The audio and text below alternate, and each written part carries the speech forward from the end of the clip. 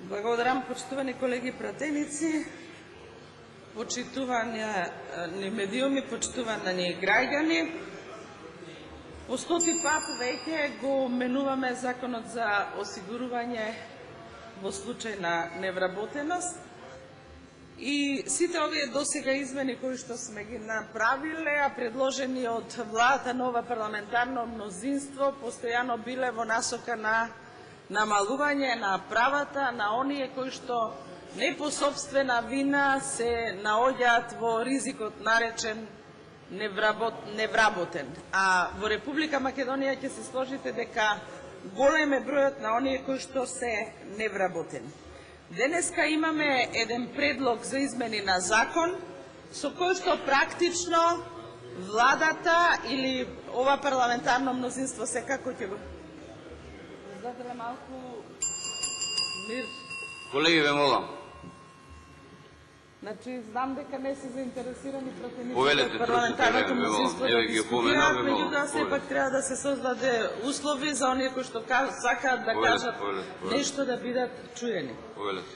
Значи, она што се нуди како измена во овој закон, во Законот за осигурување во случај на невработеност, е практично навидум една лоша измена и една навидум добра измена, која што според мене, покасно ќе образложам, е популистичка. Првата измена која што се прави со овој закон е практично уште едно дискреционо право воведување или законски основ за уште едно дискреционо право на министерот за труд и социјална политика.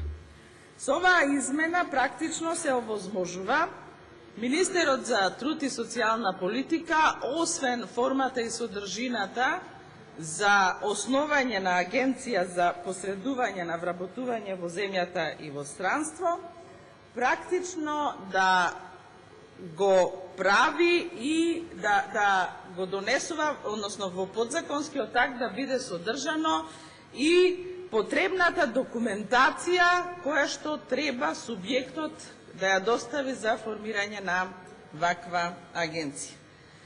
И на комисијата и сега се спротивставуваме на ваквиот став, ваквиот однос кон оваа работа на владата, затоа што сметаме дека имавте и вие проекта и ние како опозиција, дека во Република Македонија наместо да се зголемуваат, треба да се намалуваат дискреционите права на носителите на јавни функции и повеќе да се регулираат прашањата за правата на граѓаните со закон, а не со подзаконски акт, затоа што тоа е поцврсто, појако, поголема правна сигурност има и затоа што нема да биде дадено во раците на еден човек да може по собствено наоѓање да ги променува условите со менување на овој подзаконски акт, за кој што не му треба за волја на вистината согласност од никој, туку сам го донесува овој подзаконски акт.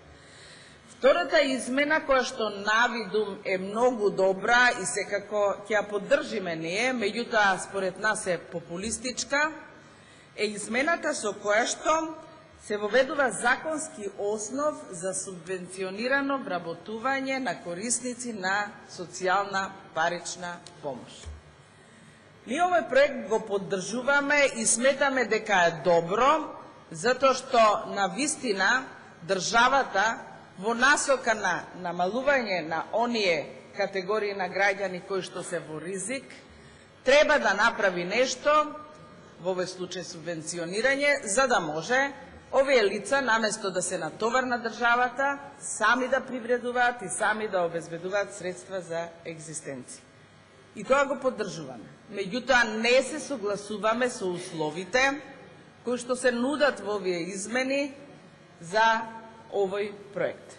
Имено, сметаме дека овој проект е повторно во насока или за предизборни цели. Зошто?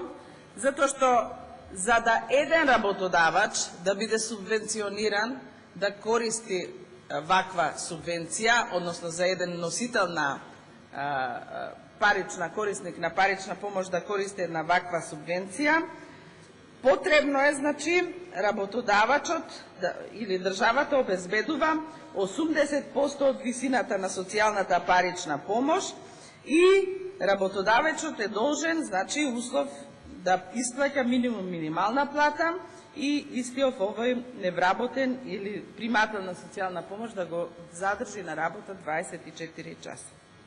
24 месеци. Сметаме дека ваквиот начин на регулирање на ова прашање е дискриминаторски, затоа што ги поделува сега внатре и корисниците на социјална помош. Наместо, ако навистина е хуман и добронамерен овој проект, наместо владата да избери еден модел со кој што ќе им создаде еднаква основа на сите корисници на парична помош да бидат субвенционирани и да бидат еднакво конкурентни на пазарот во оваа група кај работодавачите, практично сега стимулира владата вработување или субвенционирање на корисници на социјална парична помош кои што примаат највисок износ.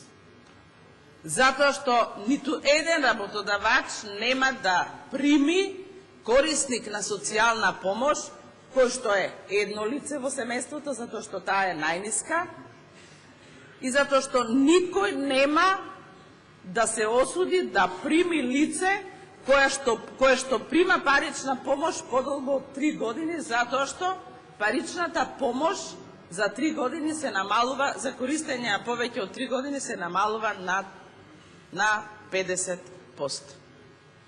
Наш предлог беше фер. Дајте навистина, го поддржуваме сите овој предлог, меѓутоа, субвенцијата за работодавачите да биде на 80% од највисокиот износ на парична помош. Така сите ќе имаат еднаков третман.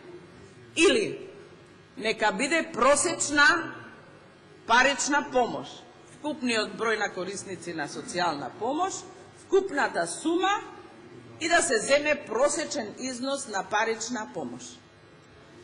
Почитувани колеги пратеници, сметам дека овој проект кој што сега го нудите повторно е во интерес на вас за ситни политички поени, како што беше законот сега претходно донесен за стечајците, популистички за изборни цели. Ако не беше тоа така, ќе го прифатевте предлогот кој што го нудевме. Овој предлог кој што го нудевме не тежи на товар на буџетот. И не знам зошто не се прифаќа. Ако навистина целта ви е хумана, овој предлог требаше да го прифатите. Дали некој самец кој што паднал во социјален ризик е невработен и прима социјална помош, која што изнесува 2200 денари, дали ќе биде некој работодавач заинтересиран да прими ваков корисник на социјална помош? Ако по огласот за субвенционирање се јави лице кое што е петточлено, нели носител на таа социјална помош, кое што прима парична помош помалку од 3 години, нормално дека ова лице ќе биде вработено.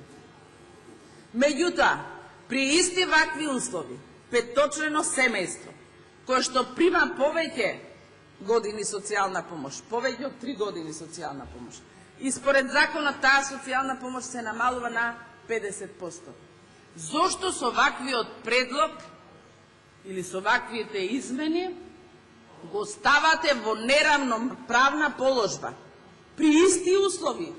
И ова семејство има петточлено и ова семејство е петточлено. И ова е корисник на социјална помош и ова е корисник на социјална помош. Ова лице или овој носител паднало во социјален ризик пред повеќе од 3 години и сега државата повторно го казнува затоа што тој во старт нема еднакви услови, затоа што ако го прими работодавачот, тогаш наместо 5700 ќе прима работодавачот субвенции од 2500 денари.